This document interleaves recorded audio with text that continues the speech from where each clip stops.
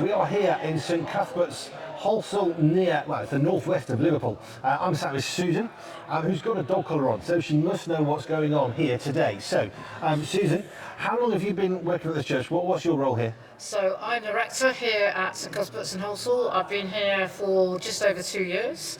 I like the fact you think that I know what's going on. I'm just here. I'm here, in a sense, walking alongside God, and it's God that's doing things, and I'm just here, if you like, to try and discern where that is and join in. But we're here today because we're throwing open the doors, literally, of our beautiful medieval church to welcome our community in, to just say we are here, and we're not church and community, but we are church with the community. We are community, and we want to be with you, walking alongside you, serving you. Come and tell us. Come and tell us what you'd like. Come and tell us what you love about us. Come and tell us what you don't like about us, so that we can grow together, grow community, grow in faith, and grow God's kingdom here in this small, beautiful village in the northwest of England.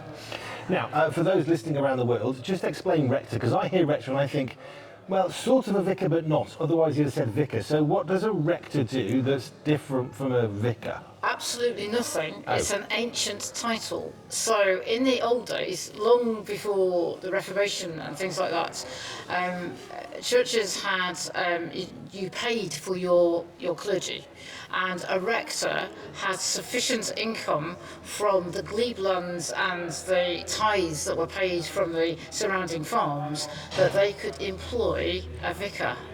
So vicars, in a sense, were kind of subcontractors of the rector who had enough income to, if they didn't fancy being the rector, but they had the title, could actually get someone else to go and do the priestly job of that. So it's an ancient title, and that reflects the fact that this is a medieval church, and therefore in a long time ago, this was a very rich church that was surrounded by fields which paid tithes. There's a lot of glebe land here, and so that title of rector is held fast. And in modern terms, if you hear the word rector, it reflects the fact that the parish probably was quite an ancient parish, and from a long time ago.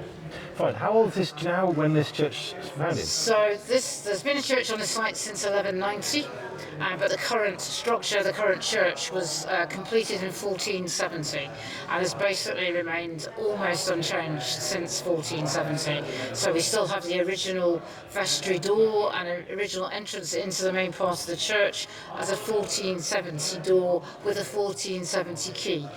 We don't use it anymore because it's a little bit inconvenient. It's absolutely massive. It's about a foot long, but we are it's an amazing building, and it is an inspirational building because it's almost like the stones have absorbed the worship and the prayers and the joy and the sorrows of this community and beyond for all of that time. So we're coming up to nearly 1,000 years of people from this area coming to worship here, which that's one of the things I love about old churches. Is it's unique to them. The modern churches, it's not about the old versus the new, it's about the fact that the old churches, 1,000 years of history of people worshipping, that one right in itself has always excited me. There are people worshipping God here. Yes. 1,000 years ago. It's so amazing to think. It is, and actually one of the things is when I have the privilege of leading worship here, and I stand at the altar, and sometimes I can just catch myself thinking I'm one of a huge succession of priests who have stood here and virtually done the same thing for 1,000 years. But we've done it in different generations, and yes, the styles have changed, but what we're doing, worshipping God, is absolutely the same. And what is amazing is you almost sense that the prayers and the songs are echoing around from every generation, and for me, that helps my faith because it reminds me that this is not something that's a whim of this generation, but it's actually something that is 2,000 years old and is built on such solid foundations. And without those solid foundations, this place wouldn't be here. So for me, it's another way of affirming, that our faith is, a real lived faith that has endured and will continue to endure. And that, literally, as we say, it's Easter season, Christ is risen. He's risen indeed. You only have to look at this building to see that. Community Dan is here. He's helping you to engage with your community in different ways, helping your community to engage with you in different ways. What have you found especially helpful that having someone from the outside coming in and saying, how have you thought about this? Where has he really helped you? I think some of it is about having, first of all, giving you confidence. Because the first thing is, I arrived only just over 2 years ago, and you're getting to know it and getting to grips with a community that I've come from a different place. And people here have lived here, for generations, not just just for a few years. And sometimes you're perhaps too sensitive to that, and therefore having the confidence to dare to ask the questions, but also to say, do it. What's stopping you? And is that, Dan's really good at that, that question. So you fancy doing that? Well, get on with it then. So that's the first thing, is that giving you the confidence to have a go. I think the other thing is that outside eye that looks and can see things that you lose because you're right in the middle of it. So that ability to look at the bigger picture and say, so how do you do that? And I think the third thing is that actually it's very easy for us to take things for granted. We have a really fantastic relationship with our church school, which is the village school, and I think we've taken that a bit for granted. And actually, Dan coming in and saying, "That's amazing! You have a key to the school." Yes, and to be reminded, actually, yeah, that's a real privilege, and that reflects something of the trust and mutual relationship that we have. And so having that reminder, and equally, it's very easy for us to take this church for granted, this building for granted, because we worship in it every week. And having someone coming in and literally going, wow, and then also going, wow, about our graveyard, which might be a bit odd, but we are blessed with a huge medieval graveyard, but with some beautiful natural spaces in it. And we have been working really hard to make those insect friendly and wildlife friendly, and to have someone coming from the outside and noticing what has happened and what we've done, and again saying wow, just it encourages. And so that community town's been really good at just saying, get on with it, you're doing an amazing job, but look what you've got and recognise what blessings you have. I'm very conscious that we're in the middle of a weekend of activity. This is the middle day of 3, Friday, Saturday, Sunday day being obviously Saturday. So you haven't got to the end. Therefore, there's more to learn, more to experience, more to enjoy, more opportunities for people to engage. What are you really hoping for, I suppose, as a church congregation? What are you hoping for after this weekend that perhaps wouldn't have been there before?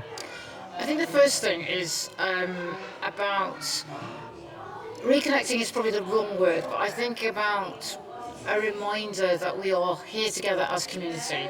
And what's been fantastic is we've had every generation coming through the doors today, and that's been really encouraging. So we've had the little school kids, but we've also had grandmas and granddads, and we've had a couple of people come and say, I haven't been in this church for the last 40 years. I came here when I was at school, but I haven't come back.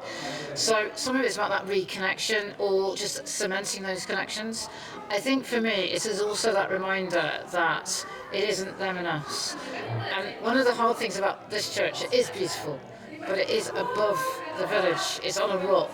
There's a rock underneath this place, and so there's a sense sometimes that people think that the church is looking down, literally physically looking down on them, but also in a sense people judging. And so it's also about saying this is an open church. We'll welcome all. Yeah, we have an Anglican tradition, but that should not preclude anybody from coming. And we operate as an inclusive, open to all church, and that's been great to actually show people and demonstrate that to them. And a couple of people have commented to me because we've got sweets, we've got food, we've got cake, very important cake, and we're not asking for any money. We just want to give. We want to be hospitable, and I think reminding people that we are hospitable. We want to be here for you. And yes, ultimately, we want to grow. We want to grow as a community of faith, but we want people to know that they are loved, whether they come or they don't, and that we're here to serve them. And that, some of that will be about weddings and funerals and baptisms, but some of it is just about we're here and we will pray, and we do pray. We pray regularly for all parts of our community. We have a prayer diary, and we pray for every single street and farm, because we're quite rural, in our parish over a year, and just people knowing that we're doing that. Please come. But even if you don't come, that's fine. We're still holding you in prayer. We're still wanting to build that community. Susan, thank you. It's been a pleasure to be here. I love an old church building. I always have done.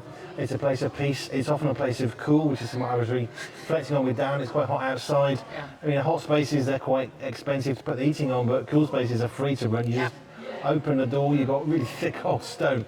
So it does make it naturally quite cool. So I'm quite happy just in an old church. I like the smells, I like the feel of the place. And I come back to this. I love the fact that people have been worshipping here in different contexts, possibly even different languages to some degree, for nearly 1,000 years.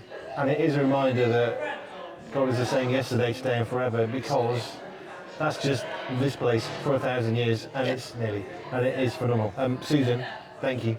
Thank you.